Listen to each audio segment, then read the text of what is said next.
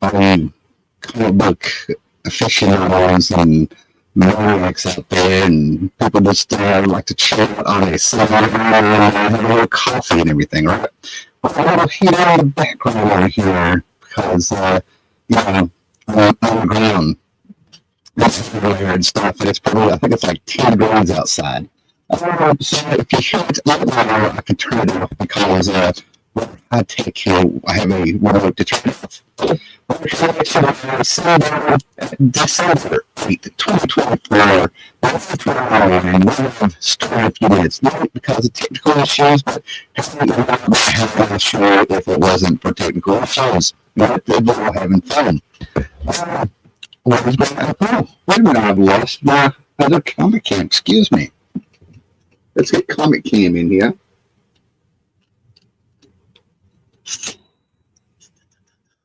He has not entered the studio. All right. You can comic cam this evening. As you can see, this is part 2 of Namor, which is just a fantastic series because the first 25 issues just by Wolverine. Because I about this month, and to enjoy the first 25 issues. Going to the first 12 last week was a blast. I don't know if it takes a while. This we have a second issue. No speaker issues, so we'll just have to ignore that. All right, so just it was 13 to 25 Namor. There was that we have first pop up, Wolverine, and Monster pops up. If you're a huge fan that's listed out, pops up as well. This is actually explaining the words there. Let's see who is here this morning. John, right? If you look at this and we get into the comics, come on, give us like pile it up, guys. Come on, just smash it up. And subscribe, hit the button as well. We're talking about hitting 3 buttons. That's all we want to do, right? So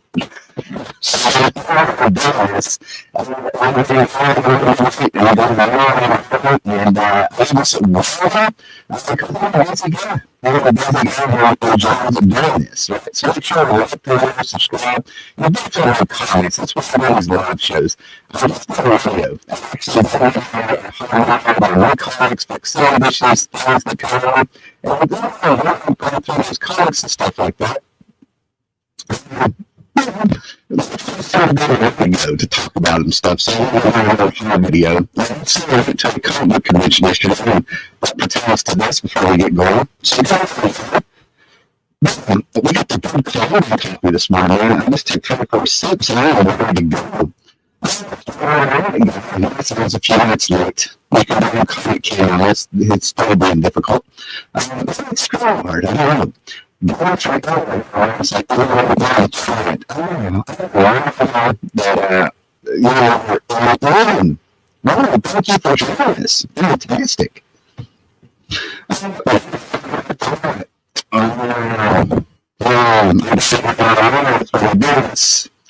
let's have to go to comic cam for a minute. So I'm going to go to comic cam.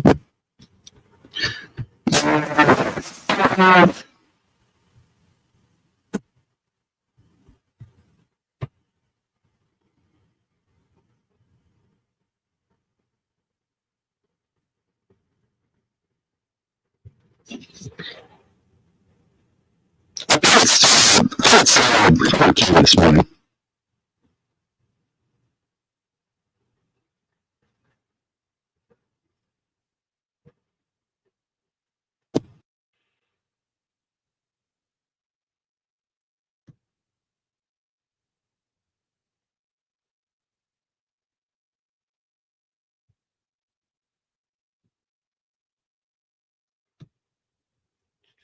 Is that better or worse, guys?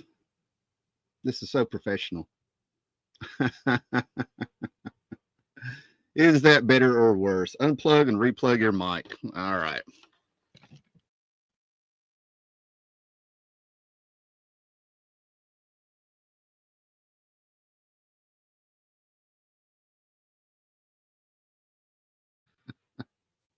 How is that? Is that much better? Tell me if I'm working now. I wonder if I can go back and do this. But we're all in this together, guys. I'm going to go on now. I'm going to go on and pretend you can hear me. And we're going to see if we can get Comic Cam back up here.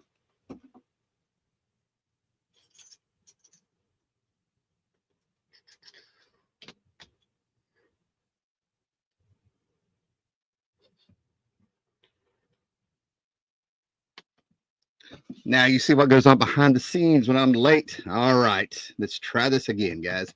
So, first of all, for you guys that are popping in, last week we did 1 through 12 of Namor, a deep dive in the John Byrne 1999 series, and I had a blast going by memory. I bought this monthly when it came out.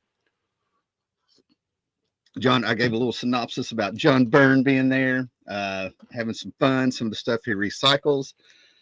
And it went on longer than I thought, which I was fantastic, right? So before we get into that, Rand, right here we have Dark Phoenix, because I like Kismet. I like when things seem to, there's like a zeitgeist where things seem to pop up in coincidence, or maybe not coincidence. But I found this laying in a box of the Dark Phoenix because yesterday I went to a comic book convention and I found the 1984 first print, out of print trade of Dark Phoenix by Chris Claremont and John Byrne for back in the day, right? And I got a great deal on it. You know, I think it says 15, but I think I got it. It was either $10 or $12 that I got it for. So I get home and I'm really digging these trades because now I have the Todd McFarlane Hulk trade, the Trial Galactus trade, some of the first trades that they put out in the 80s, right? So when I get home and I decide to go around and check it out, see what they've left out. They already left out the covers and things, but that's okay because it turns out this was signed by John Byrne, unknown by the seller and unknown by me as well. So that was a cool find. And I'm like, I've been talking about John Byrne a lot on this channel, and I'm planning on doing the John Byrne OMAC miniseries and next bin, and that was by request. So if you guys have any other John Byrne things you want me to go over, I have a ton of his stuff. Fantastic Four, Alpha Flight, indie stuff, Dark Horse stuff. I don't have that much of his Star Trek stuff anymore, so we'll do that. All right. Last week you finally pronounced it correctly, but this week you're back to normal. Well, I'm drinking my coffee, sir. I'm drinking my coffee, and maybe I will wake up because I was on spot last week with quite a few things there, a little bit, and some things I weren't. But yeah, I'm always working. I'm always tired. I'm an old man. Oh man. 2112. I do have 2112. I will pull that out and probably it ties into what's an important chapter. It makes more sense after Next Man is sort of over. You know what I mean? So yeah, I would definitely include 2112 in that. What do we have here? Excellent. Can't wait for the Next Man. Great. Okay, maybe that'll be the next one. That'll be the next one. So make sure you like this, subscribe, get into it. I've got a video where I want to show some new books, and then I want to be, we'll do a live stream doing a deep dive in the next bin. Okay. Definitely give some back if you guys want to see the next bin. I'll probably do volume 1. And yes, I do have the first appearance of Hellboy. Okay. Both of them. And that'll make more sense when we do the stream. Okay. So let's get up here. I kind of like being side by side here with this a little bit. So we have issue 13, and John Byrne is now moving on a little bit. He had the subplot with, I think they were the Mars twins, the headhunter, who Paolo pointed out in a comment that I saw this morning, that the headhunter bounty hunter that was going after Namor. They were such throwaway. Those characters and things were such throwaway characters that they didn't really stick in my mind. We got to the invaders, but he said headhunters, and he was absolutely right. If you were in the 80s, you knew that a headhunter was a corporate term for someone that goes around and, tries to find people to work for you or whatever. And then we turned around and they had the invaders come back, a lot of great things. But one of the things that they explain, and he finally gets into it, and this is a departure from part 1, right? From parts 1 through 12, if you will, right? Because one of the Mars twins is still there. They're still not so much relevant, but they're still plot points. But we get more into the Marvel stuff, and Byrne goes from doing C&D characters to where he's going back to his past a little bit on what he worked with in Marvel, which is very cool, right? So now we get John Byrne Marvel moving forward. But one of the things he kind of go into the second year, he ties a little bow on something, but he introduced when he did #1, and throughout the issues, he gives little snippets. He pulls everything in the history of Namor and he put it in there. He even, he even brought up facts like, Namor he went by Roman there for a while. Little tidbits of knowledge that are, were there and forgotten, but he pulls it in. And he explained that Namor, the reason sometimes he's a villain, because this guy was in a book called, Supervillain Team Up with Dr. Doom quite a bit, and sometimes he's a hero, sometimes he's out of control, and sometimes he's the most wise man you've ever seen, is because of his biological heritage. He's half human, half Atlantean. So if he spends too much time on the surface, and if he spends too much time underwater, the oxygenation of his blood messes up his brain, so he goes insane at times. Well, he gets subpoenaed, and it's time for him to be in front of the courts for invading the surface world, flooding New York, doing all this stuff going way back to the 40s where he and the original Human Torch fought. Yet he went to World War II and fought for America with the invaders and things like that. And that's what Byrne does here. He I'm going to probably switch this around because the zip tone stuff that he does is just fantastic in this, right? So let's get in here a little bit, right? So at the same time that we're getting kind of recaps. That's what's the genius of this. This is part of why it's so much fun, the way they did that. We get little recaps. We find that we're going to have the Fantastic Four, and we're going to have Thor, and we're going to have Steve Rogers, Captain America, come up in court as they go back and forth, talking about what a great guy he is. And there's Ben Grimm in the Fantastic Four. Now, for a lot of people that were around collecting these comics, and my friends in general that we were talking, we wanted Byrne back on the Fantastic Four. The Fantastic Four was just not popping at the time. All due respect to the people that were on the book at the time. So it's just, you were always sort of itching to see Byrne touch the Fantastic Four. You know what I mean? And I mean like storytelling, but we get the history, we get the rationalization. We have, a lot of writing, a lot of words going on in this because this is all taking place in court. Now, one of the few things to make it interesting is when Thor needs to get up there, you get a big recap, recycling those, that artwork there, John Byrne, again, aren't you? There's the cover and here's the splash page, as you can see.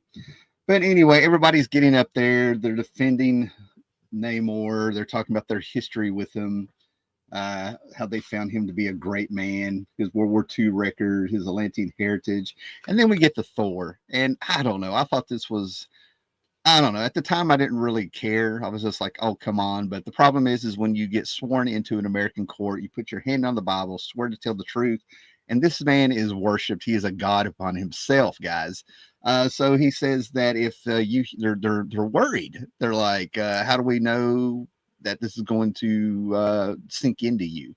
He went, no. He respects Christianity. He respects the court. And if you guys, he's an honorable man. So he takes the oath. So we have a thunder god. They made they felt like it was a needed moment. So they talk about how he was in the Avengers. Basically, you get all caught up. And of course, Thor has to lose it, because he's a Viking. You know what I mean? He's a Viking. We have to play Thor as a hothead, even though he's had, at this point, almost 30 years of character growth. But yeah, whatever. So anyway, just to get to the point. And of course, if you're in court, there has to be, usually there's a villain coming out there and coming after you, but there's not. They're just building up for other plots. Like I said, it kind of moves along, but wait till you see what his sentence is. Yeah, I'll get back to this in a minute. His sentence is basically he gets put on probation for 100 years. 100 years probation, people. 100 years of probation. And which blows my mind. And guess who his parole officer is going to be? His probation officer, if you will. His probation officer is going to be Captain America for the first part of that 100 years. And then it's never mentioned again. So as of right now, Namor has been on parole for 34 years, guys. 34 years. I have yet to see Captain America, check in with him, or he check in with Captain America about his parole. And I would say that everybody that prosecuted him and the judge and everybody, are they alive? Are they still alive? This was 34 years ago. So then we start a subplot. Right now, I did want to be a little bit more knowledgeable here. Like, I'm having more fun remembering this as I go along, but they're starting a subplot. And one of the things that John Byrne was really involved in before he kind of made it to the X-Men with Claremont and stuff was, I think it was Claremont. Well, there's a lot of people touched the book, if you will, right? But it was Iron Fist, right? So now we're at the grave. There's some people at the grave of one Daniel Rand, people. So somewhere along the line, Daniel Rand died during the 80s and stuff, right? Who knows? Who knows, right? I really don't remember. Power Man and Iron Fist got canceled, and nobody was reading it there towards the end, Just the hardcore, the hardcore fans of those characters. Those great Sienkiewicz ads where we had Power Man pointing at you saying, "Sweet Christmas, buy the book, or I'm going to come get you." And then we had Daniel Rand saying, "Come on, my guy's just a hothead, but you do need to get the book." It was fun stuff. So anyway, somewhere along the line, Iron Fist died, and now they've gotten. Did you hear that grammar? They have gotten into his grave. Some people have gotten up there, and there's no body. There's just this mass of rotting plants. Okay, and it's called A Child Is Waiting. So we get our subplot for the second part, and this is where the book just moves. Right, good stuff. Right. Let me see what we have here. Make sure. What do we got here? Excellent. Can't wait for the next man. No problem. The Sumerian is here. Good morning. You made it through all the technical issues. Byrne trying to do Simonson buff Thor. Simonson, excuse me. Byrne trying to do Simonson buff Thor. If there's a person who took over a character and made him his own, and we're always going to live under that shadow, Simonson Thor is the one, man. Mike's Total Dragon Channel. Good morning to you, sir. Yeah, so many Byrne classic pages. This is great stuff. I'm having fun with it, right? I usually prepare myself, but I like the way this went. It's more spontaneous. I think there were 7 of us still reading Power Man and Iron Fist at the end. Yeah, and I knew 2. Okay, I knew 2 of them, right? And yeah, so now, and then knowing you, Breen, that's 3. I know 3 people now there towards the end. All right. I think I was out, not interested in it when they had the little kid who would turn into the superhero. You know what I mean? And I'm like, they weren't even really doing they missed a moment. That could have been like a Miracle Man or Captain Marvel, but no. Anyway, so A Child Is Waiting. So I think it's the Mars twins or something. Well, she's still around. Who knows what happened with their subplot? And we have the Griffin returning, right? And I laughed at this cover because I was like, oh, come on. He already busted the Griffin like a Bronco. You know what I mean? So I figure I was expecting to walk in here and see the Griffin sit here and Griffin come in and nuzzle him like a dog or something, which was kind of weird. But yeah, we get Byrne still doing that corporate 80s thing, even though we're going into the 90s. It's still there.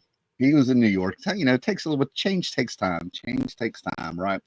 And check out this shot of, look at that, all suave, debonair. Look at that.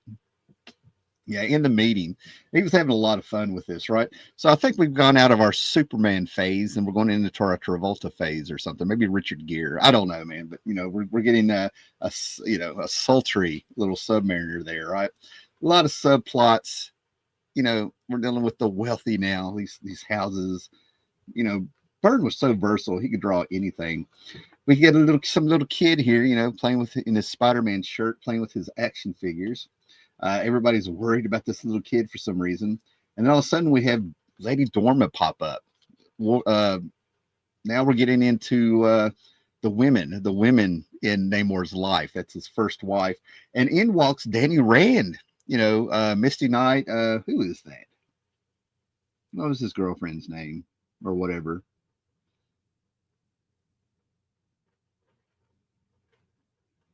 Anyway, Danny Rand is back, and everybody's like, "What?" He just walks in like nothing happened, and then we also get Kazar. Kazar walks in, right? And look at this, man. We're going into the Savage Land. We're going to start getting Sheena. And of course, we have, Phoebe Mars or whatever her name is. She's moving the plot along. And of course, we get our big two-page creepy spread of the Griffin coming out and attacking. Oh no, what are we ever going to do? And Thor, not Thor. So we've been talking about Thor so much. And what happens is we have Namor here. I don't want to mess up my clothes, so I'll just rip them off. He's got to just take that shirt off and go after it, man. So I hereby dub Namor, especially under, John Byrne. I dub him William Shatner, Captain Kirk of the Marvel Universe. Got to get that shirt off no matter what in the scene. And he smacks him and he puts him a la Tarzan. I mean, I'm feeling some Tarzan here. Tarzan fighting a lion, if you will. Puts him in a bear hug. And, there's a fight ensues. But I think this is where he just smacks him on the nose. And he rides him. He's got to bust him all over again. And it turns out they were just playing, I think, or whatever. Yeah, they were just playing. He smells them, remembers them, starts licking on them. Remember, this used to be a man. And all for not of a woman. It was beauty that killed the beast, if you consider this Mars chick a beauty. I feel a lot of Jamie Lee Curtis with her now that I'm looking at this. And of course, we're going to go into the Savage Land to look for something, for whatever, to move the plot along. And that takes us into the Savage Land. Now we're cooking. Now we are into the series. We've tied a bow on the first year. We have had a little bit of action. We've gotten the band back together. We've got our mystery. We've had our guest stars. And now we're getting into the meat of the matter. Savage Land, where John Byrne and Chris Claremont took the X-Men into Iron Fist. And like I said, there's going to be a mystery villain that pops up. And of course, we are snowblind. Okay. For you guys that read John Byrne's Alpha Flight, I was like, oh no, he's not doing it again. Are we going to get another snowblind? Is he going to run into the Watchman down there in the Antarctic and stuff, right? And he's remembering things, and he gets on the land ship. He's telling the story in flashback. We have Spitfire, who is still gray, a la Emmylou Harris, and is still, young again with that gray hair. We got the mystery of his first wife reappearing. There's things going on in Atlantis in flashback that people are remembering. People are just plotting against Namor. Captain America, because he is his probation officer. I guess he's got to tell him he's leaving the country, so I was wrong. He did check in at least once in 34 years. But yeah, plot catches us up. Sister gets hit by her brother. The cruel intentions are back. Plot line with these characters. Whatever. More Atlantis. And now we get going here. I'm feeling like Byrne at this time was starting to over-explain things and stuff, right? And I will tell you that as the series goes on, the writing feels like it gets a little bit lazier. I think he was doing Acts of Vengeance and the Avengers, or maybe he was just finally getting bored. I don't know. But it's still good. I still recommend it. That's why we're doing this. But yeah, they've had to go to Atlantis. There's a mystery of Lady Dorma. And somehow, he finally makes it to the Savage Land. And once we're there, Byrne is back. I did have flashbacks of some X-Men at the time because they had classic X-Men going on, and in those reprints of classic X-Men, I got to read the Savage Land story just a few years before this, right? And of course, he's riding the Griffin around because he has a pet. And what do we have to hook us for the next issue? We have unto a fist of iron to the head, and it's Daniel Rand proper. Oh my God! Out in the desert, he just KO'd. And with a sucker punch, Namor. And I got to tell you, that's where I actually was suspicious. It wasn't so much that I knew, I'm remembering this now. It's not so much that I thought I had a real handle on Iron Fist. It's just that I remembered Danny being an honorable man. You know what I mean? And I was like, oh, he's under somebody's control, or that's not really him, or whatever. But I was hooked. I had to know the mystery. Okay. And Fist of Doom. I got two of these. The Fist of Iron, Fist of Stone, double cross, but there's one here somewhere that one of these stories is titled Unto a Fist of Iron. It's probably later on in the series, like Unto a Thing of Iron. And I thought that was one of the most poetic things I had ever read at the time. So we get this fantastic cover. And man, I just had to have it, right? Like, even if I wasn't collecting this series, a cover like that, I would definitely get. I mean, sometimes you got to slow down and just take this in. And I also started noticing Byrne's artwork starting to change again, right? With the duo zip stuff that was going on, we were getting blocky, harsh colors and things like that. And what do we got here? Oh, wow, you guys are all over it. We'll just take our time here. We'll just take our time. Like I said, I'm doing this by memory, which allows us to zip through. Captain Hero, yes, that's where I dipped out. Now, I wasn't buying the book regularly, but it was like a guy named Mike Kestner. God, I think there was a guy named Rodney. Of course, there was a guy named Robbie that I mentioned over the years. There's 3 or 4 people out there and around, and everybody seems like they had, like, I don't know what it was, issue 50 with a red cover. And it seems like there's 4 or 5 issues that everybody had in their collection spread out there. But the Captain Hero stuff, I was definitely out. That's where I definitely never looked back. Dial H for hero, hire. Dial H hero for hire. Good stuff, Breen. Yes, Byrne took over Spider-Man in '98, and it still looked like it was in the '80s. Love the inking in the book. Yeah, it's the artwork is great. I mean, it's a highly underrated book. I'm just saying that as we go along, some of the writing felt like it started getting a little bit contrived there, but that's because I'm doing this. I've kept the series. I felt like it was enough to do a show on. So there we go. And we got here, John Byrne did X-Men, The Hidden Years. Oh, I've got that. I have all, I think, 20 issues of that. It was actually because of that series getting canceled that he's never went back. He left Marvel and never looked back. Yeah, there's a story behind that one. Enjoyed The Hidden Years also. Yes, I have those. Yeah, it's good stuff, right? So let's get into this, right? So I'm hooked, right? I'm 17 years old. I'm hooked. I feel like Infinity Gauntlet was going on also. Anyway, it felt like there was when Byrne got back to Marvel and Jen Shooter had left, some of the books kind of dipped, in my opinion, right? But then all of a sudden, Byrne comes in here, and I was buying everything Byrne. Jim Starlin came back. George Perez was working at Marvel and DC. So, and then they were coming out with like Quasar #1, Ghost Rider #1, She-Hulk #1. There was definitely, like, going into the 90s, there was a resurgence. And at the time, I'm going to go ahead and tell you guys, I was listening to Faith No More. Faith No More. I thought that was going to be the band that was going to take us into the 90s. I thought that was the one. I thought that was them. I didn't care. They reminded me of the Red Hot Chili Peppers. But I was like, but you know, they had the keyboard. The keyboard set them apart. So I was listening to Epic It a lot. Oh man, Woodpeckers from Mars. I love that. You know, things like that. I was all over that cassette. Anyway, so we get Shanna the She-Devil, man, guys. We get our Jungle Girl, man, guys. You know, and you know, throw it out there, man. But like when it comes to like primitive stuff, going out into the jungle, Tarzan, savage stuff, Kazar, what be it, you got to love the Jungle Girls, man. All right, going. I mean, it's a tradition. It's now at this point, it is a tradition. The Jungle Girls. I mean, we even had our TV show in the 50s that we got to watch. But anyway, you know, a lot of legs. John Byrne. Now that I'm looking at this, John Byrne was also doing Savage She-Hulk. He may have been fired off this by then and stuff, but I got a feeling he was doing a lot of character study on women and stuff. And no, that is not his. That's not Lois Lane or Maggie Sawyers for you DC aficionados. But I'm seeing there's like a lot of women figures, a lot of fashion, you know. And as you can see, the backgrounds are getting simpler and stuff, right? So I feel like John Byrne was definitely working on a few other things. His OMAC miniseries. I'm picturing this guy working at home in my end, just doing what he wants, having a blast, right? So we're building up Namor Rita.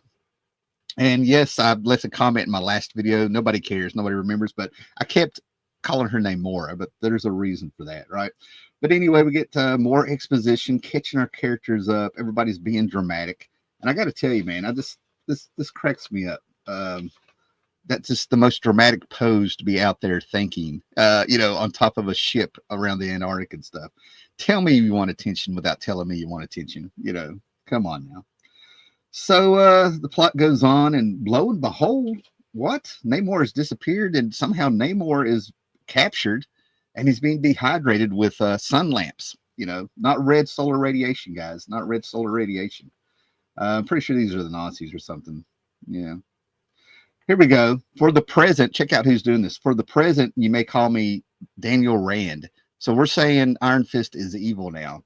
And he's also giving you a hint of who he really is, because he says for the present. Yeah, I remember this now. That's when I suspected something was wrong, guys. I was like, so Daniel Rand, our Iron Fist, is with this mysterious figure over here, and he's like, you can just call, you knocked him out last issue, and now he's dehydrated him. He brought lamps, guys. He brought heaters. He was ready for this.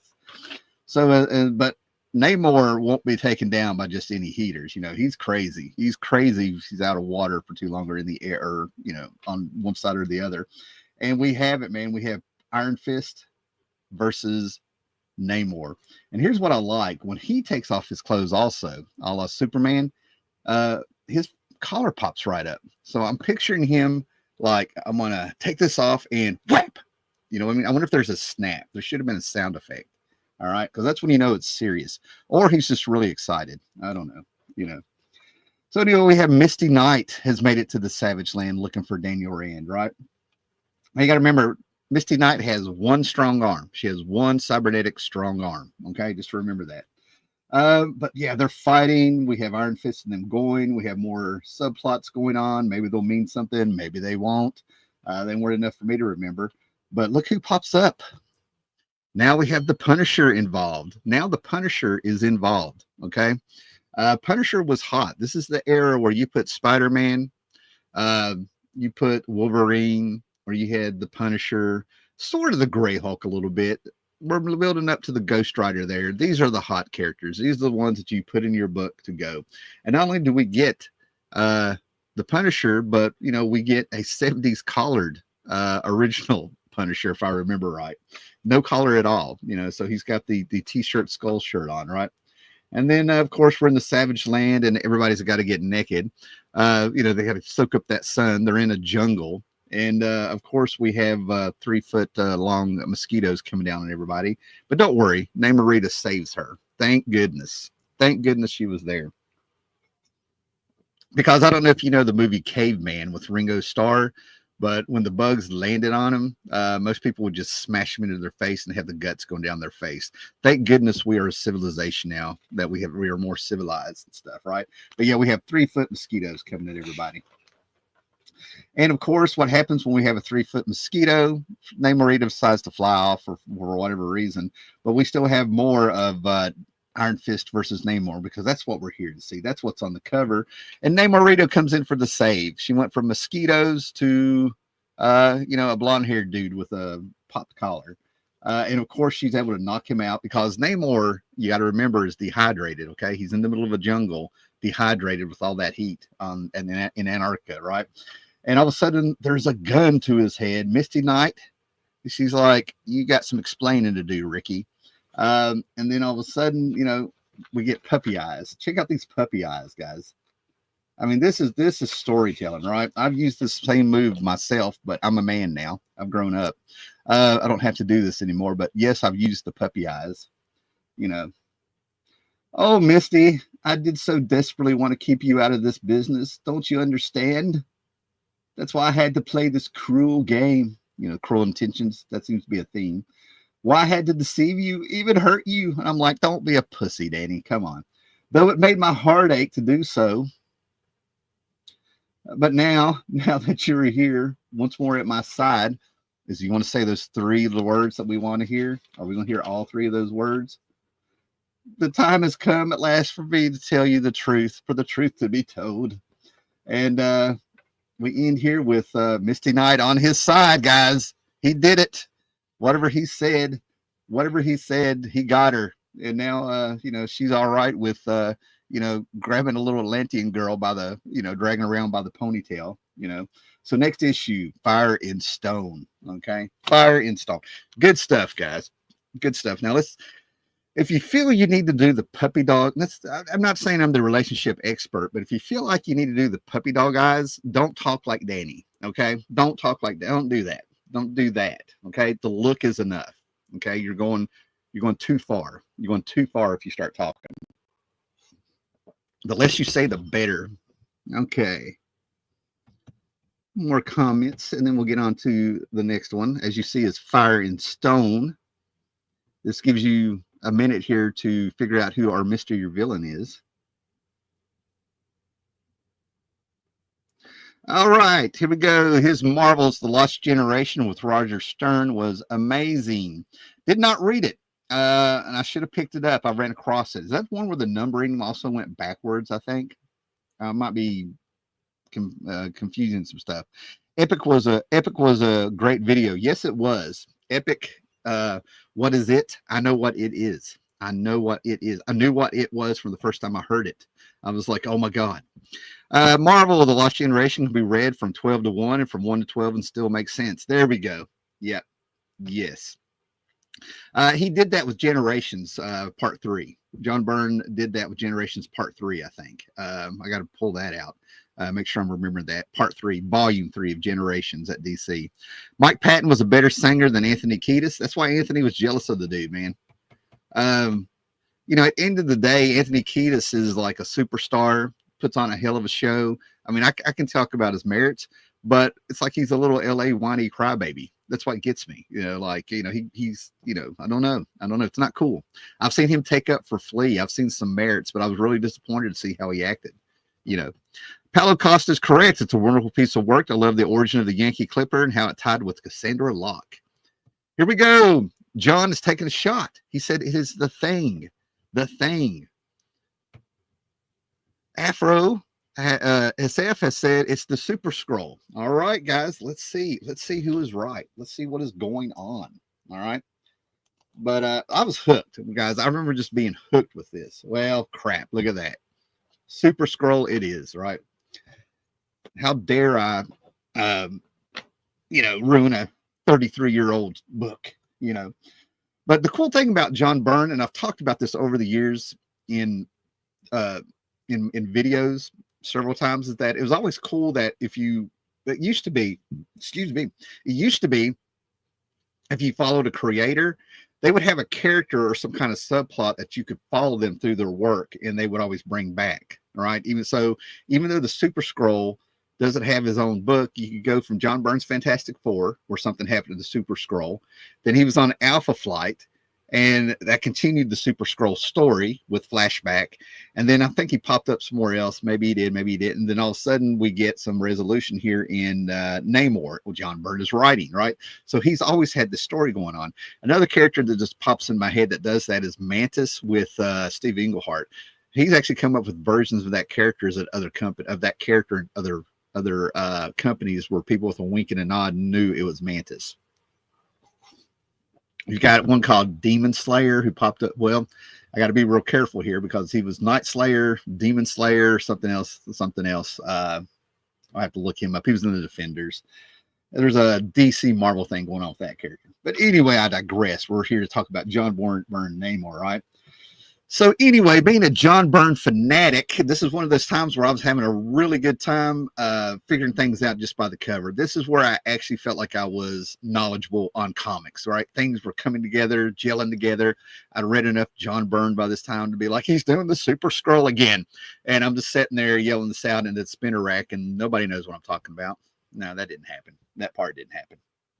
I'd wished it did, you know. So anyway, we get in here and we get more corporate offices here. And John Byrne, it's written and drawn by John Byrne, you know what I mean? And he's sitting here, and here's Khazar. Khazar's in front of the United Nations. That's why Shanna.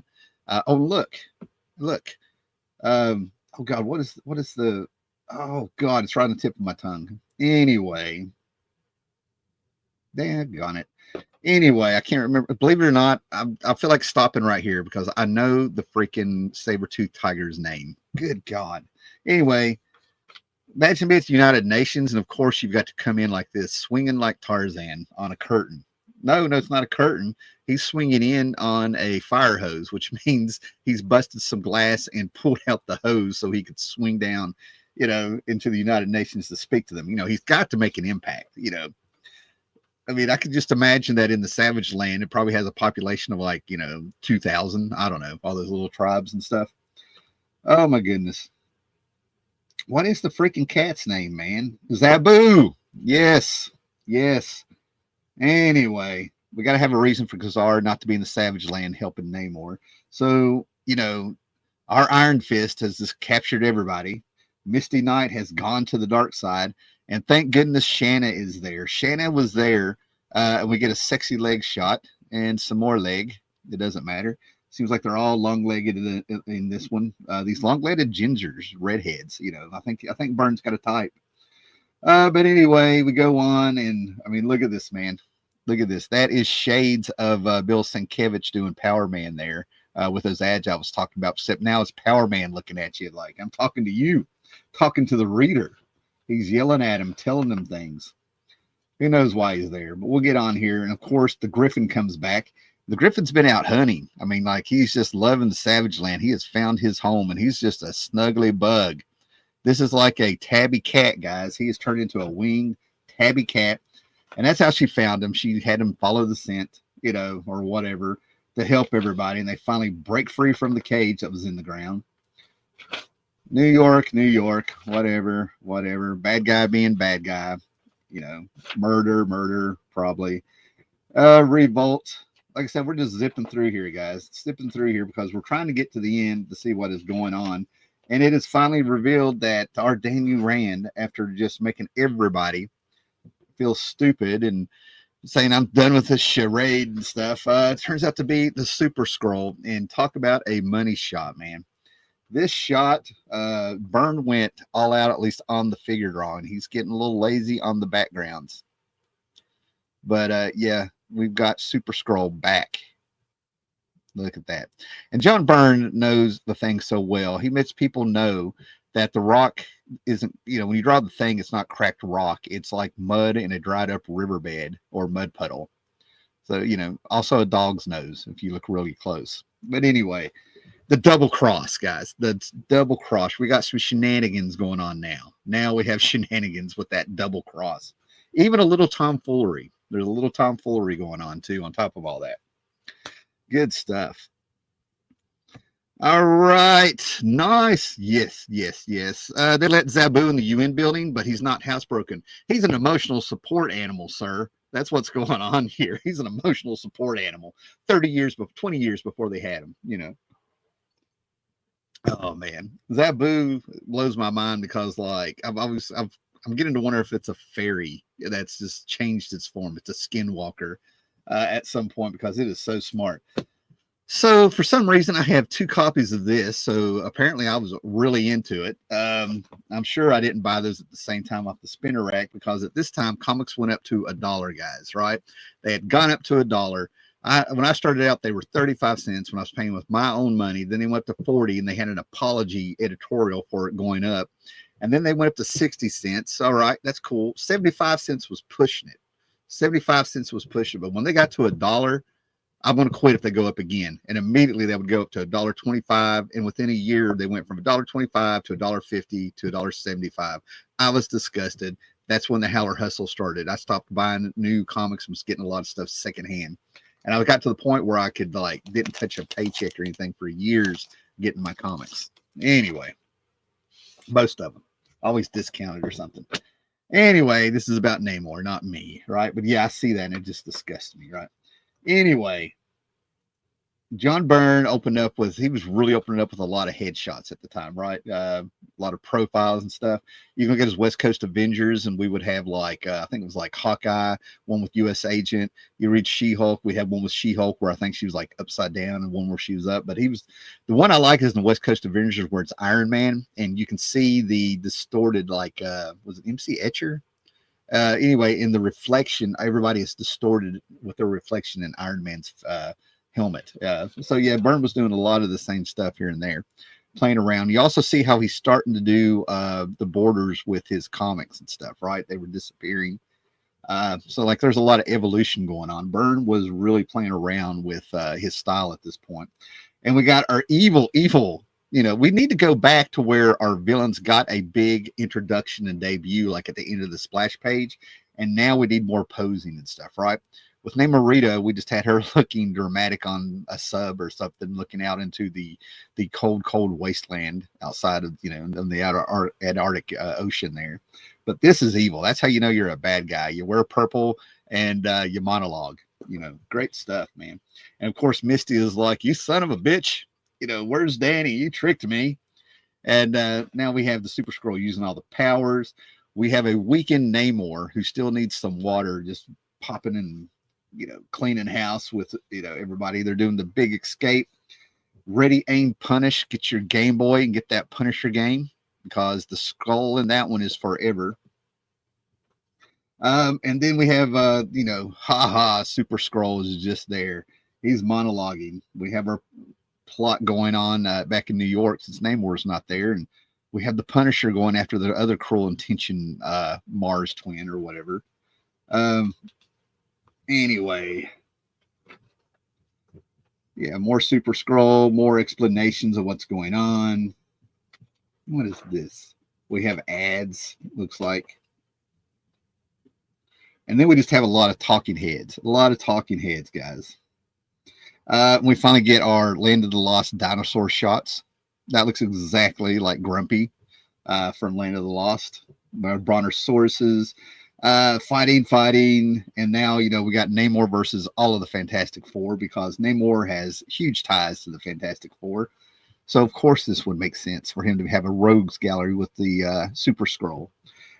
He would probably fight harder if this was over for Susan Richards, you know, because, like, it's just how he rolls. He's got a type, and doesn't matter if they're married or not. Anyway, Namor just raises so much hell, destroys whatever equipment that the Super Skrull has, that he runs away. And I tell you what, I don't know if Byrne was making fun of Rob Liefeld here, but that I always noticed that shot was just kind of weird for the way that Byrne. I saw Byrne draw the Human Torch hundreds of ways, you know. So there you go. Oh, so he just runs away, and we have a Skull Princess. So I guess Super Skrull is wanting to get home, but he has a princess there just waiting on him. Like, I wonder where my man is. I miss him. So yeah, even though he's alien, aliens need love too and stuff, right? Then we get into 9 Wives, right? Lady Dorma, and then we get into Namora and Namorita, right? And if you thought the Black Canary with her lineage was weird. All right, so we get in here and we get some 30s propaganda. This is going to make people lose their mind with issue 19 here, right?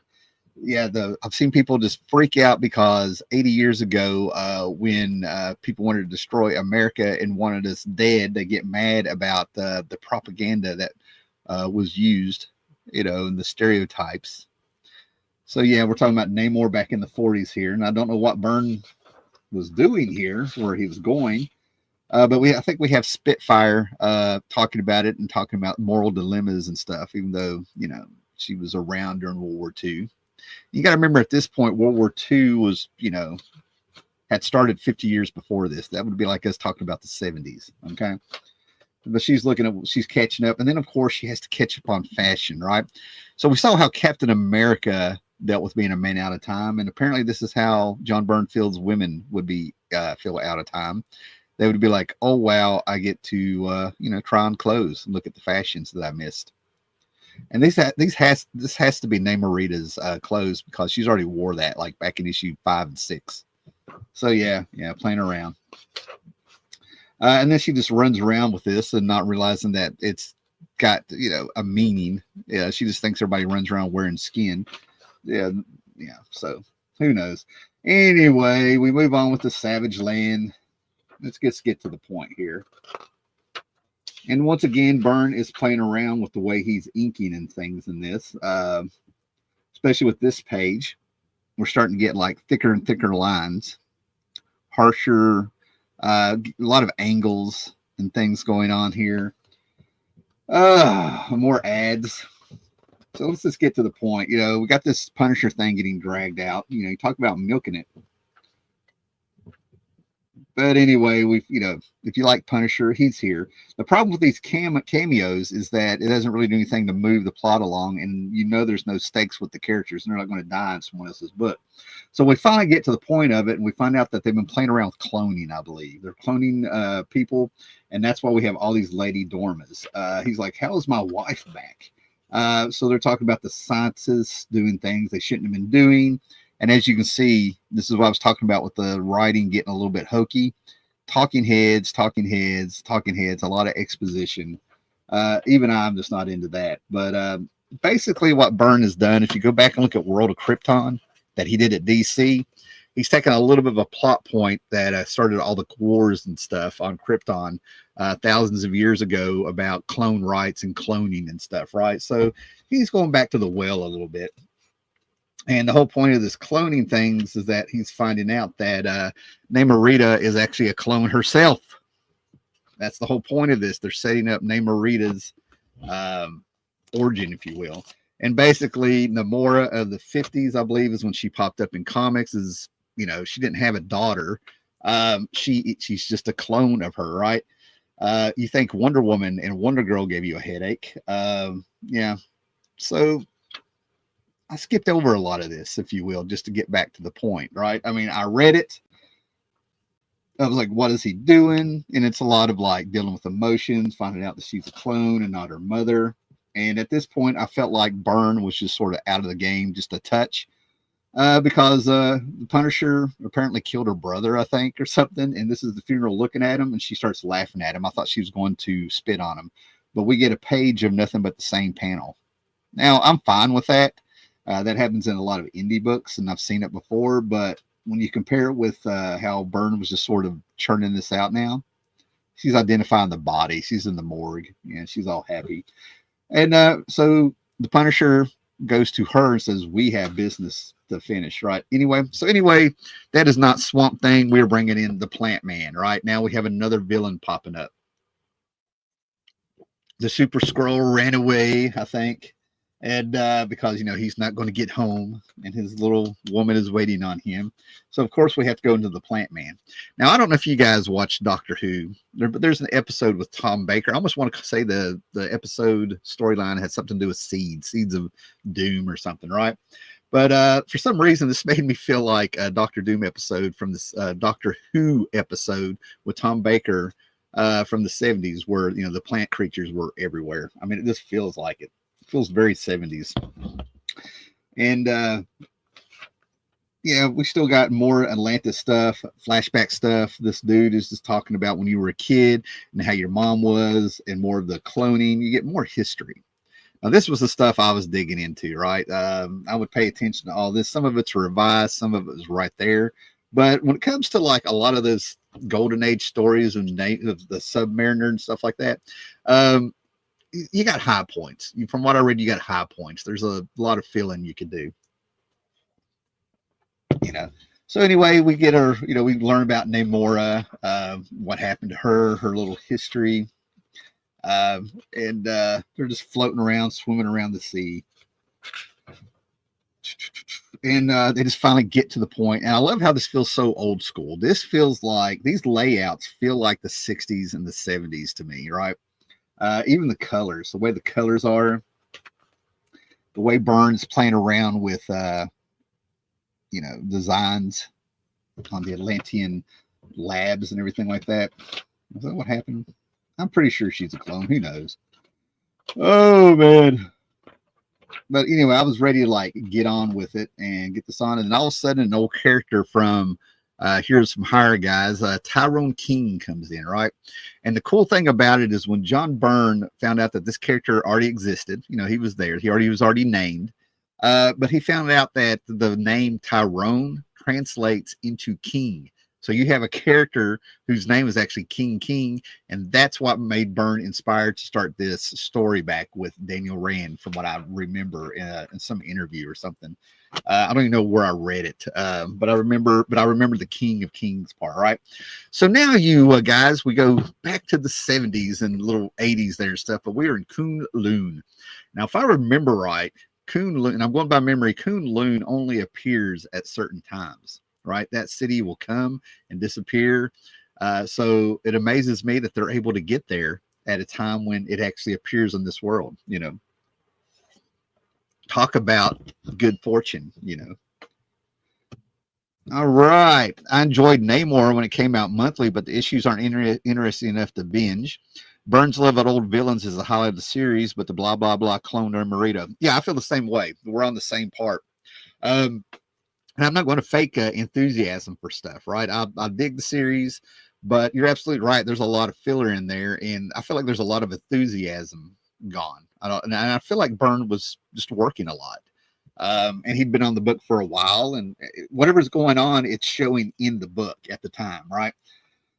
So at this point, and I'm pretty sure I'm kind of right because Byrne keeps writing the book after issue 25 here. But Jay Lee comes in and has another artist drawing on it, right? So yeah, I think Byrne probably did everything he wanted to do with Namor, everything he wanted to touch on his history and have a little bit of fun and go back. But I feel like Byrne was done. I really do, right? But like I said, he's delivering on the art. But like I said, there's a lot of stuff to read that's really not that interesting. I mean, I will read all day if you have something interesting to say, but like I said, we're getting bubbles. We have a rock explode and we get a page of bubbles, right? It's cool. And like I said, there's no depth to this, right? It's a lot of outlines. So like I said, it's a lot, at this point, we get our gills. We get to see Namor's gills. He's doing little things to keep it interesting and stuff. So at this point, we're probably going to be flying through these issues because, like I said, it's about a bunch of pointing, a bunch of talking, a bunch of stuff that's just not getting said over and over. And of course, he's got to feel bad of thinking about Lady Dormer. Maybe that was his mother. Is it his mother that I'm thinking of, or is it his bride? You guys help me out here. I'm pretty sure, was it his mother? Was Lady Dormer his mother? Am I misremembering? Who knows? I'm overthinking it. Anyway, moving on. I'm pretty sure it was his wife. It had to be his wife. I can't be misremembering that bad. Anyway, I'm not going to lose sleep over it. So, yeah, that's what I thought. I was right the first. I'm doubting myself for no reason. Yeah.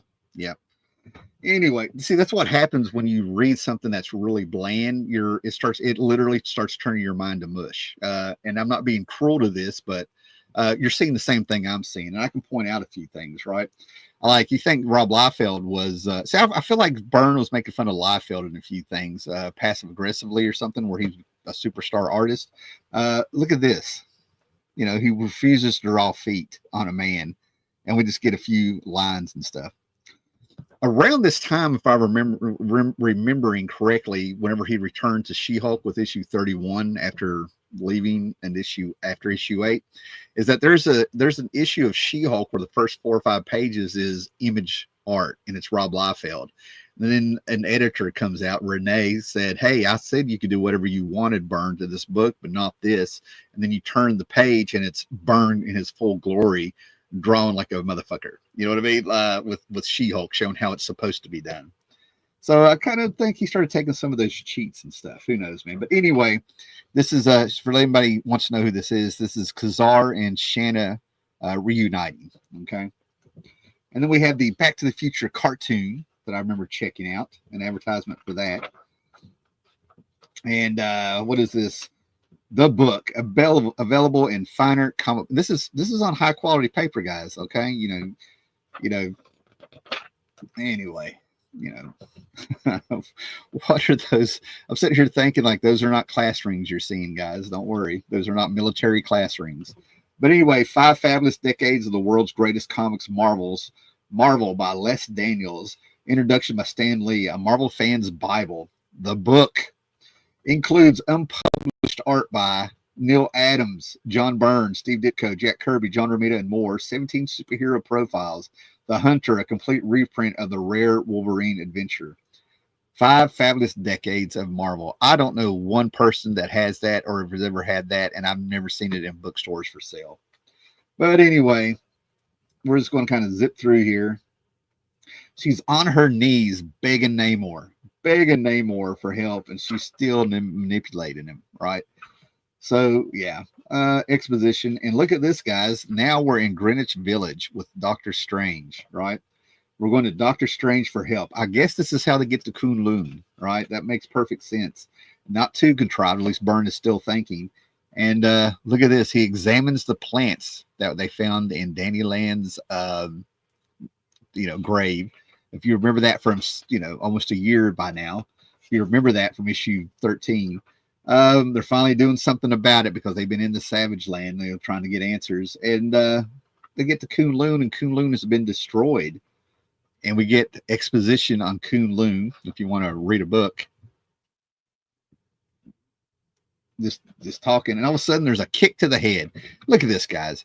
They are pretty much on Skull Island. I'm calling this out. They're like on Skull Island. There's not really anywhere to hide. But all of a sudden, they're making you think it's Captain America with that blue and pocketed red boots. And all of a sudden we got the root of evil. For the Thunderer has found you. They just mentioned the Thunderer, Misty Knight did, in her exposition, and he appears covered in plants. I'm sitting here like, this is a Doctor Who plot, root of evil. And like I said, guys, we got 4 more issues to go. And I'm going to tell you, man, there's a lot of great visuals, a lot of great ideas, but it's a little rough. It's a little rough going here. And when Wolverine pops up, I may end up telling you something that happens in the story that makes you mad, right? Because it still makes me mad, okay? All right, what we got here? Yes, who is his bride? Yes, thank you, Paolo. Like I said, when you start reading bad writing or lazy writing, maybe lazy is the word. It's not bad, it's just a little bit lazy. That's what I felt. It just gets to the point. Your brain will go to mush. His run is fairly easy to put together for people interested. That's right, Mike. And I recommend this. I mean, this is a fun series, despite the writing going a little lazy there towards the end.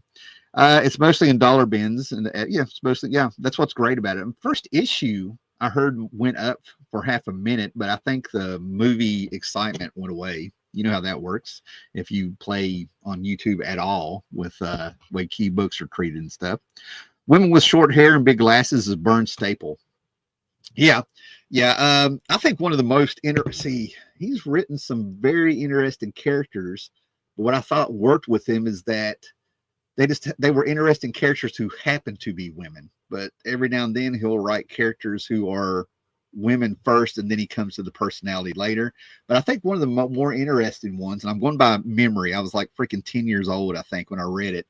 Heather Hudson from Alpha Flight. I thought she was actually interesting with the way he wrote her. Of course, She-Hulk. Anyway, I don't want to digress here. Yeah, Maggie Sawyer's from the Superman books. That's when I started noticing he was really into short hair, I think, at the time. With his characters, at least. All right, back to the book, right? So here we are, root of evil, people, root of evil. But we have the plant man, big and tall there, right? Unless I can destroy this creature, Iron Fist is doomed, right? So right off the bat, Iron Fist is alive proper, right? It is not the Super Skrull. The coincidence is just a lot, guys. Super Skrull pops up acting like Danny Rand, and maybe it's explained in the story, but there's a lot of talking heads in there. Could just be a sentence that gives you the idea of why this works, right? And just as Mike said this, we have another character with glasses and short hair popping right up. New York City earlier today. That's crazy, Pam. This guy's a 12-year veteran in the police force. How can there be no records of him? So Tyrone King comes in, and apparently, from what I can tell, he's a detective or something, but there's no record of him. And he automatically starts killing people that are snooping in on him. And check this out. This is what I'm saying. The shadow does not, apparently this is glamour of some sort. This is not what Tyrone looks like for real, because his shadow doesn't match. He's got Fu Manchu claws, apparently. You know what I mean? And look at that. Now, this is when I was really like, Byrne is just calling this in. That is one of the worst panels I've ever seen Byrne draw up to this point. I was like, oh, wow. Who's inking this? Maybe somebody started inking it. People bring in Kent Williams and Carl Kessel and some guys to do background inks and stuff. Anyway, we continue with a possessed Thunderer who's just covered with a vine that's going through him. And notice this time, Namor does not rip the shirt off. We do not get the William Shatner / Captain Kirk effect. Not happening, but we get, a lot of action going on. Meanwhile, another short-haired woman, as Mike has pointed out, she's out here, figuring stuff out, distracting them. And what does she do? She throws a shoe, guys. She's kicking them. Byrne this artwork is so hard to start following now that it's not clear that is a leg. It actually looks like she threw a shoe, guys. So at this point we get less backgrounds. Byrne's artwork is getting more angular and darker with the inks. I'm really beginning to think he's more about his art style changing. I think he's found a quicker way to draw at this point. But anyway, I do have this issue now that I think about it. That's a Byrne cover where this popped up. So we're getting the Thunder story to catch us up. Everybody is a storyteller with their exposition. I mean, they know exactly. It's like when they catch people up, it's like the story has been in their head, and they've been telling the story so many times they get it down to they exist just to tell this story. That's one of the things of lazy writing I don't like, is when a character feels like they're just there to catch everybody else up. That's an NPC in a role-playing games. You know what I mean? So, but like I said, this is just a $1 comic at the time. $1 comic, people. So anyway, now we got Misty Knight here, and she's in costume, guys. She is in costume. She's in her gladiator, kung fu costume, plant creatures, and then all of a sudden, Namor comes upon a lot of people encased here, and I was like, this is World of Krypton all over again, except in the Savage Land. These people are all being held prisoner. Some are being eaten. They've been there a long time, dying. And there's more plant creatures, and they find Iron Fist in one of these pods, slowly being digested, apparently, right? And lo and behold, it's the Plant Man in New York doing some of this. I guess it's in New York. At the moment, literally a world away. That's right, they're in Kunlun. Sorry, they're in Kunlun, and this guy is in, I guess, New York. And look who the Plant Man has captured. A naked Wolverine. We have a naked Wolverine with them vines hugging, So thank goodness he has a healing factor, because that has to be uncomfortable. I mean, look at that face. That is the face of a man who's like, oh, my nuts, I feel like that was intentional, man. Okay. Like unto a thing of iron. So it looks like Danny Rand, Iron Fist, is back proper. He's been in a pod being slowly digested in Kunlun. And apparently Plant Man has something to do with it. Does anybody even remember Plant Man? I mean, really? I mean, and that's not a slam. I mean, you can do things with, that's what I like about some of this era of Byrne. He's bringing in CD list characters and characters that haven't been used, so you can have stakes and do things with them. Now, this is pretty good. This caught my eye, right? So we're back to some real storytelling here, right? Byrne looks like he's putting a little bit of time in this. This is fantastic, right? Byrne saved it, in my opinion, with the art in this one. And here's probably why Bob Wiacek has come in to do the inking. That's fantastic.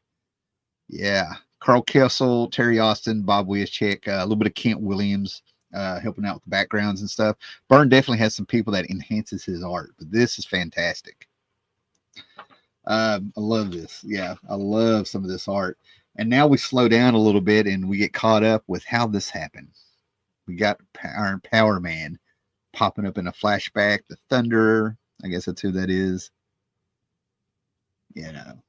Nothing like diving into the water, with your with all your gear on there. And now we're caught up. He's waking up. Iron Man's going to get him out because these plant creatures are you're not touching anybody. So all the population of Kunlun apparently has been taken by the plant creatures and placed in these pods and stuff, right? So fighting ensues. Of course, you know, there's going to be about that. It's going to look dire, like, you know, we don't know what we're going to do. So now we got CEO women using a few moves here. That must be Spitfire, I guess. Finally, that Mars girl is going to, you know, it's gone from Cruel Intentions to Mean Girls. More Namorita. I mean, we get a lot of TNA in this, guys. So now we get back to it. Misty, of course, saves herself, apparently. She's just fighting away with her robotic arm. She's like, come on, Danny. I love you. I've been looking for you. And, of course, what snaps Danny Rand out of it? She's grabbed by another plant creature. She's screaming for Danny to help. And the power of love comes out.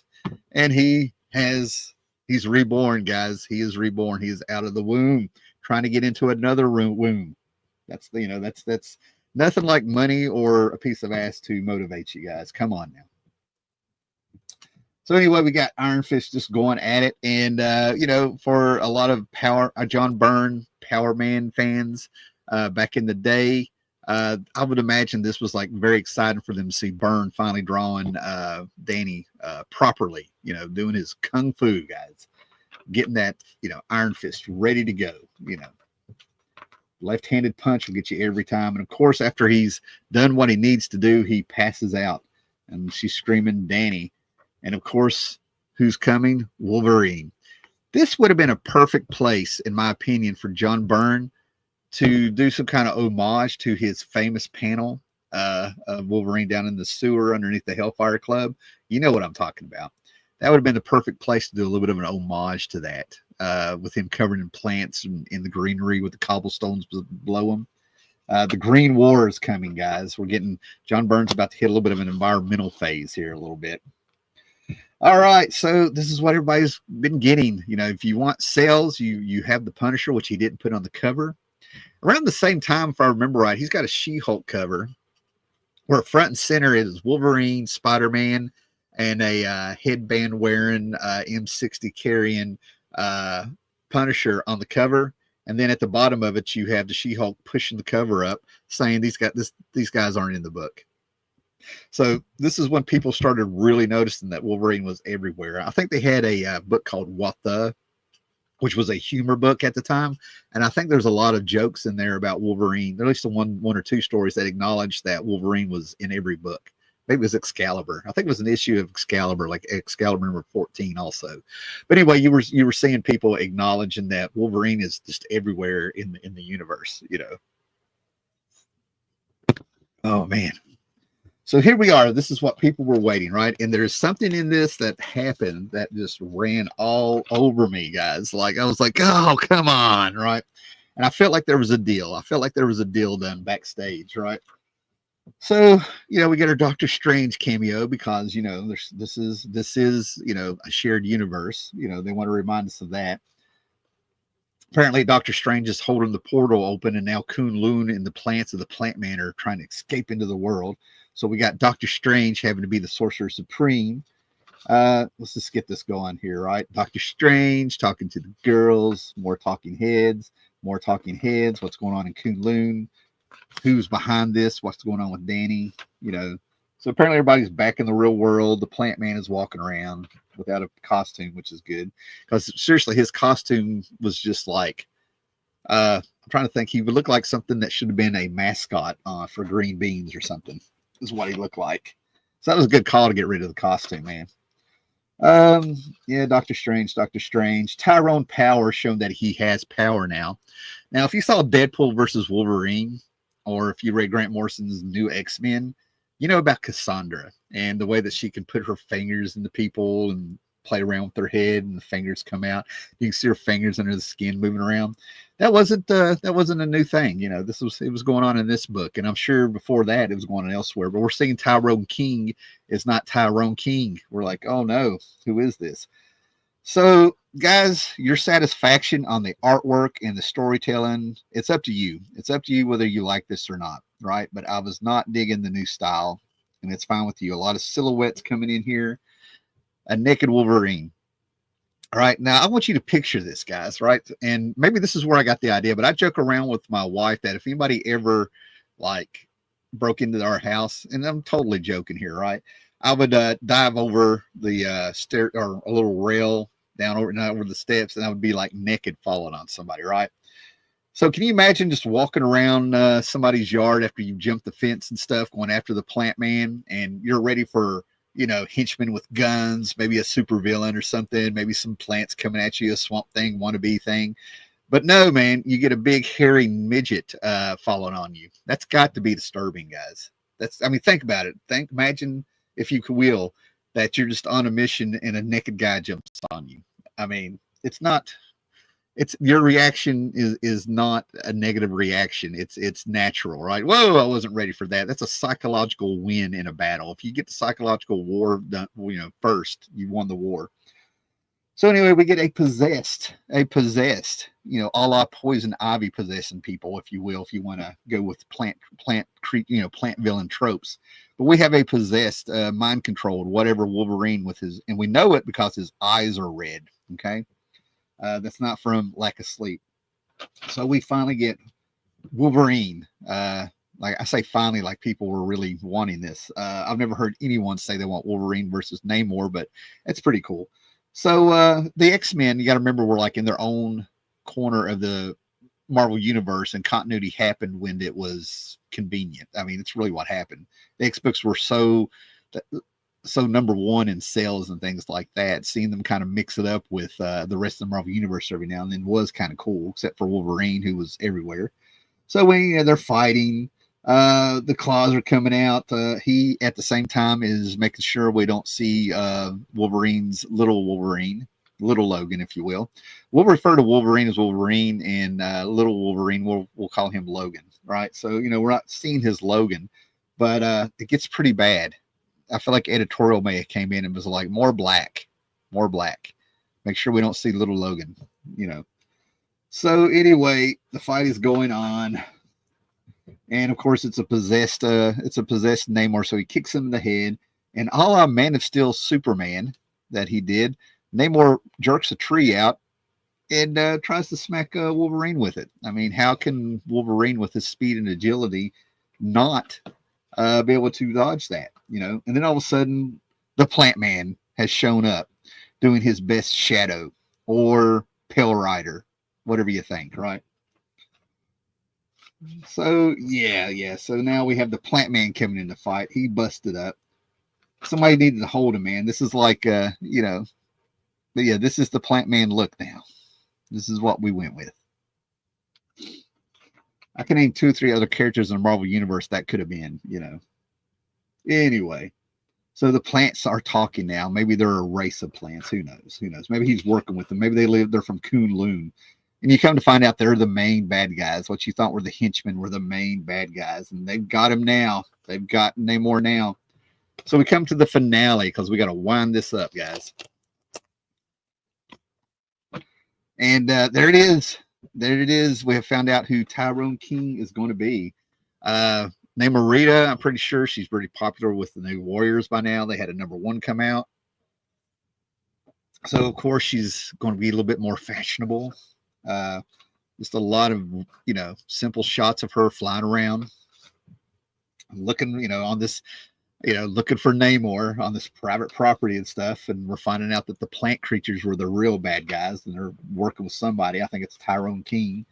But here's what got me. It turns out that Wolverine is not going to remember any of this. It's like it never happened. His mind is wiped clean from magic. So Wolverine is not even going to remember that he was there. And look, guys, for you guys that liked it, it's Captain Hero. We go back to Captain Hero with what's the story that's being told. Tyrone King, Captain Hero, and everything was going on. This has a lot to do with it. So Captain Hero, with the kid that was dying and everything like that, ties into the plot in some way, fashion, or form or something. But at this point, it doesn't matter because now we get more jumbled art. We're just going to get this on with. But Namorita came in for the save. And guys, it was so contrived that I'm not even being facetious here and stuff like that. It's really kind of fizzled here at the end. Wolverine gets his shots in. Our our big mystery villain comes in, like, who is this? He goes, who am I? Is of no consequence, you little man, as you are of no consequence to me. He's like, he's vanishing. He's transported back from whence he came.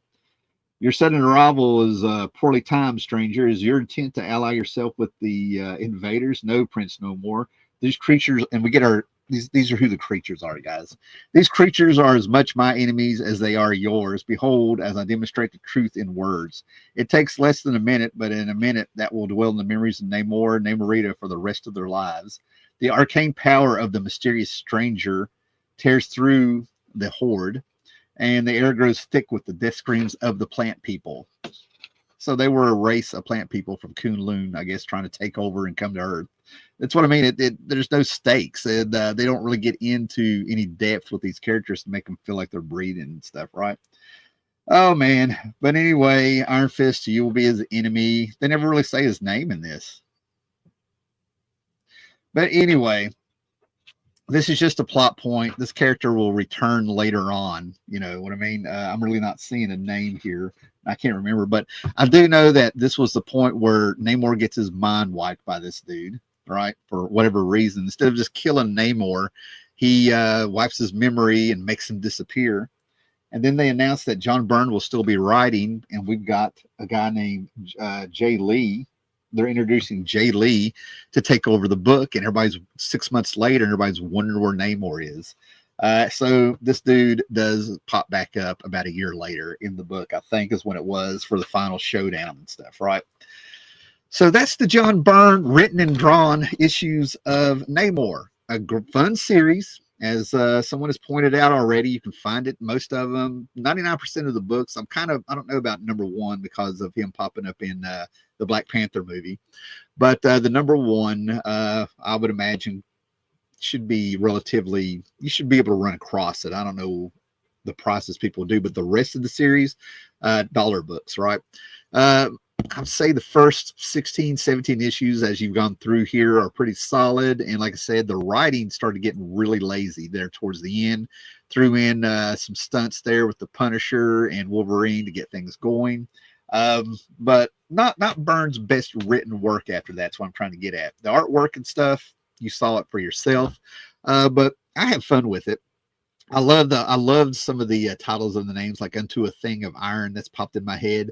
And it was just kind of fun at the time to see these characters come back. This is before, you were having everybody, the last couple of years, people really kind of reached the bottom of the barrel trying to do things with characters to make their own. It was still kind of fresh at the time to see some of these characters come back. They haven't been overexposed, if you will. I mean, think about it. We live in a time where we had an Iron Fist television show. And nobody talks about it. You know what I mean? Like the stuff became mediocre, I guess. Okay, guys. So make sure you're subscribed. Thumbs it up. And like I said, I joked around quite a bit through this and everything like that, but I had a feeling, when they had the invaders come back with issue 10, 11, 12, the last issue, and sprinkled through there. The parole thing with Namor cracked me up a little bit because I guess, except for the next issue where he lets Captain America know he's leaving the country, I have never seen it pop back up again. Maybe in the rest of the series after Byrne left, who knows, But anyway, that's it. That is John Byrne's Namor. Have fun with it. Look it up. I have a few other videos coming up. So as I was saying, thumbs it up. Make sure you're subscribed. Hit that bell. I got a little bit of a haul live show I'd like to do. I'd like to do a little bit of drawing if you want. I like to do like a character study of drawing a Stan Sakai Usagi character. Maybe just go through some of the covers I have, through some of the books, look at the covers and find a figure of Yojimbo that catches my eye. Anyway, there's things I'd like to do. So thanks for spending Sunday morning with me. And like I said, get you some John Byrne books, good stuff. All right. Later. Be excellent to each other and read your comics.